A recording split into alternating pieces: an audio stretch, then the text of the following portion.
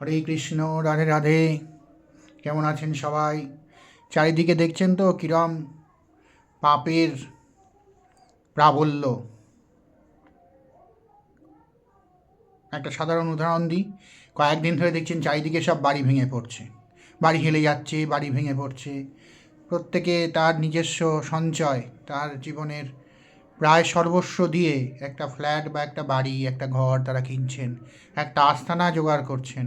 সেই আস্তানা যারা বানাচ্ছেন তারা নিশ্চয়ই অসৎ উপায়ে বানাচ্ছেন, এই বিষয়ে কোনো সন্দেহই নেই।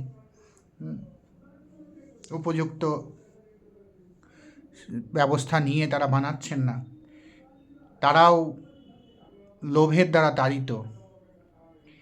এবার সেই বিশাল কলিযুগের যে লোভের যে লেলিহান শিখা, সেই শিখায় কী হচ্ছে দেখুন, বাড়িগুলো কেমন ধসে পড়ছে, ভেঙে পড়ছে, হেলে পড়ছে।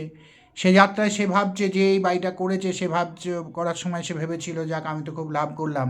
কিন্তু ধরুন তার ছেলে কোনো সময় অসুস্থ হলো, সে যে ওষুধটা কিনতে গেল, বা যে ডাক্তারের কাছে গেল, বা যে হসপিটালে গেল, বা যে নার্সিংহোমে গেল, সেগুলোও অসৎভাবে তাদের সঙ্গে টাকা পয়সা নিয়ে নিল, বা ঠিক মতন তারা ওষুধ দিল না, বা সেখানে একটা কোনো প্রবল কোনো ক্ষতি হয়ে গেল, তার ছেলে বা মেয়ের কোনো ক্ষতি হয়ে গেল, বা তার নিকট আত্মীয়ের কোনো ক্ষতি হয়ে গেল, নিকট আপনজনের কোনো ক্ষতি হয়ে গেল।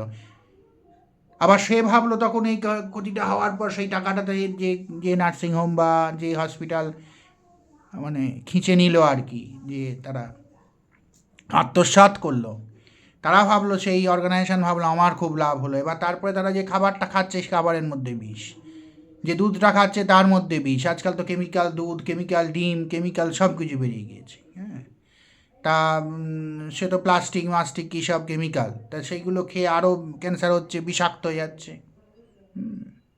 প্রতিটা জিনিসে বিষ দেওয়া হচ্ছে, বিষ সার দেওয়া হচ্ছে, সেগুলো খেয়ে আরও মানুষ মরছে। যা যা মানে পার্সেন্টেজ অফ ফার্টিলাইজেশন দেওয়ার উচিত, তাতে অনেক বেশি পার্সেন্টেজ দেওয়া হচ্ছে, তার ফলে ক্ষতি হয়ে যাচ্ছে। যারা পোলট্রি মাছ মাংস খাওয়া তো খুবই, মাছ খাওয়া যেতে পারে তবু, কিন্তু মাংস খাওয়া খুবই খারাপ। হ্যাঁ, মাংসে মানে আমি ধার্মিক দিক দিয়ে বলছি না, মাংসের মধ্যে যেভাবে বীজ দেওয়া হচ্ছে, একটা যে ইন্টারন্যাশনাল যে গাইডলাইন আছে, সেই গাইডলাইনের অধিকে প্রায় 100 গুণ বেশি পোলট্রিতে এক ধরনের বীজ দেওয়া হয় পোলট্রিকে, এক ধরনের হরমোন ডুস করা হয়। সেই হরমোন ডুসের পরে পোলট্রি প্রচুর ডিম দিচ্ছে, দিতে দিতে একসময় শুকিয়ে মরে যাচ্ছে, বা এমন কিছু ডুস করা হচ্ছে যেটার ফলে তার শরীর প্রচণ্ড তাড়াতাড়ি ফুলে যাচ্ছে, যেগুলো খাওয়ার জন্য ব্যবহার করা হচ্ছে এইসব পোলট্রি মুরগি, সেগুলো প্রচণ্ড বিষ। তাই এই যে পাপের যে প্রবল প্রাবল্য, এই প্রাবল্যের মধ্যে আপনি যদি একটু যদি ঠাকুরের নাম যদি করেন, একটু যদি হরিনাম করেন এবং জনসমক্ষে করেন, জনসমক্ষে করাটা খুব জরুরি। কারণ যারা বিপথগামী তারা আপনাকে দেখে, আপনাকে অনুসরণ করে, যদি তাদের মধ্যে 100 দিন দেখার পরে 1 মিনিটের জন্য যদি ঈশ্বরের চিন্তাটি আসে, তাহলে তারা এই পাপের পথ থেকে সরে আসবে। আমি জানি আপনাদের মধ্যে অনেকেই বলবেন, যারা ধর্মের মধ্যে রয়েছে তারাও অনেকে পাপী রয়েছে, অনেক পাপ কর্ম তারা করছেন, সেটা যথার্থই। কিন্তু তাও আমাদের এটা এই একটাই আলোর দিক, আপনারা জানেন, এটা নিশ্চয়ই বুঝতে পারেন, যে ঈশ্বর চিন্তা, ঈশ্বর ভাবনার মাধ্যমেই আমরা এই কলির প্রাবল্য মন্দিরের মধ্যেও অবস্থিত। সেখানে আমরা আমি একটা আগের ভিডিওয়ে বলেছি, আমরা ঠাকুরকেও মানে ঈশ্বরকেও আমরা মন্দিরে গিয়ে আমরা ঘুষ দিতে চাই। আমরা বলি আমার ছেলের এটা ভালো করে দাও, আমার নিজের এই রোগটা ঠিক করে দাও, আমার একটা চাকরি করে দাও, আমার একটা টাকা পাইয়ে দাও, এই করো, আমার এই বিপদে হয়েছে, আমাকে সেখান থেকে উদ্ধার করো, তাহলে আমি তোমায় এই দেবো। সেখানে ব্যবসা করি ঠাকুরের সঙ্গে। এটা একটা কলির প্রবল একটা প্রাবল্য। এটা একমাত্র কলিযুগের সৃষ্টি জিনিস। এটা আগে তো মহাপাপ, এটা ভাবতেই পারত না মানুষ যে ঈশ্বরকে এভাবে বলা যেতে পারে।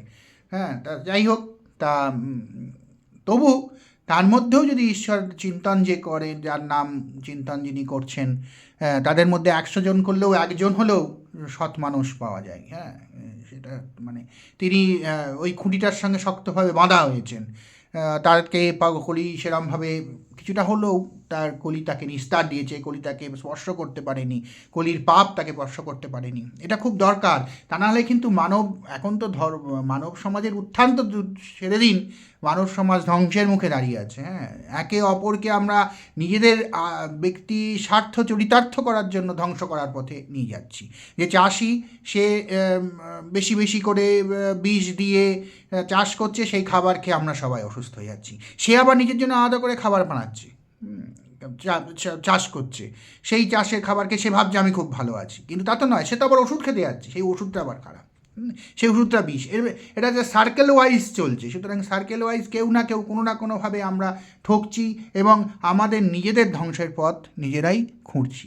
সুতরাং সেইটা একমাত্র সম্ভব, একেবারে 100% ঠিক করা সম্ভব না, এখন কলি ক্রমশ ডিমলিশ তো করবেই মানুষকে। সুতরাং সেটা সম্ভব নয়, কিন্তু যতটা সম্ভব আমরা যদি ঠাকুরের ঈশ্বরের নাম যদি নিই, যতটা সম্ভব, যদি 100 জন যদি নিই, একজনও যদি আমরা সেই কলির প্রকোপ থেকে যদি বাঁচতে পারি, তাহলে সেটাই হবে আমাদের সনাতন ধর্মের ধ্বজা আরও উত্থিত হবে। এবং শেষ পর্যন্ত তো সেই কল্কি যখন আসবেন, সেই 100 বা 50 জন যে সনাতনী থাকবেন, ক্রমশ তো কমে যাবে সনাতনী, তাকেই তারা উদ্ধার করবেন। হ্যাঁ, আর সবাই মৃত্যুর মুখে, ধ্বংসের মুখে পতিত হবেন। যাক, ভালো থাকবেন, সচেতন থাকবেন। আর সত্যি খুব বাজে লাগছে, আজকে আমি আবার টিভিতে খবরে দেখলাম যে আরও 2-4টে বাড়ি হেলে পড়েছে। সত্যি মানুষের তার সর্বস্ব দিয়ে, তার উপার্জন, সম্পূর্ণ উপার্জনটুকু দিয়ে, হয়তো জীবনের সঞ্চয় দিয়ে একটা ফ্ল্যাট বা একটা কিছু করছে, তারপরে তার যদি এরকম যদি হয়, সে যাবে কোথায়? তার তো অনেকে বলছে আমি এখানেই পড়ে মরে যাব। কী করা যাবে? খুব খুব কষ্টের জিনিস। যাক, সবাই এইটা মনে রাখবেন যে একমাত্র ঈশ্বর আরাধনার মাধ্যমেই আমরা এই প্রবল যে চাপ, যে লোভের যে চাপ, তার থেকে আমরা মুক্তই পেতে পারি। ভালো থাকবেন।